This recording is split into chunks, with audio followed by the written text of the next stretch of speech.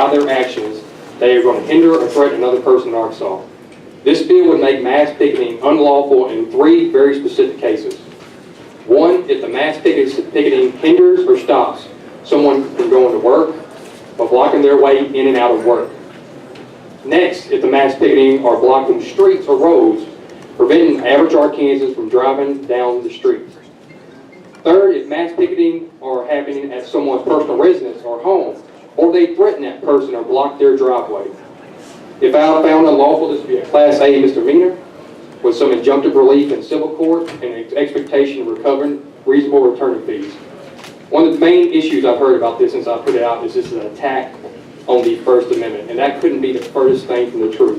One of the first things you learn when you go through any constitutional law class is there's a distinct line between free speech and action. Classic cases, you can't use free speech to physically assault someone. You can't use the right to free speech to go on somebody's personal property. You can't use the idea of free speech to do a host of other things. This bill would do nothing to hinder the right to free speech or the right to assemble. In fact, on page 2, line 6, there's an express clause that said this will not affect a person exercising his or her guaranteed rights by the United States Constitution or Arkansas Constitution. This will not stop people from protesting. This will not stop people from picketing. You will be able to do it outside of a business until you step in front of a person trying to make a living from driving into that place of work. It won't stop you from protesting on a public sidewalk until you decide to block people from driving up and down the road. It won't even prevent you from protesting outside of somebody's house up until the point you stop them and their family from driving back and forth up their driveway, or you threaten physical or violence against them.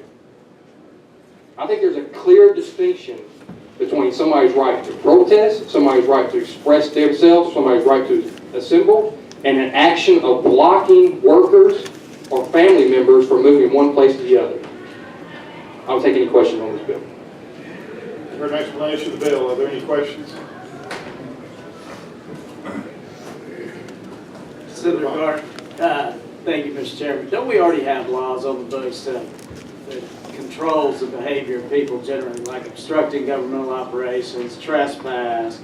In most municipalities, you have to have some type of permit for a large gathering. Why do we need this bill?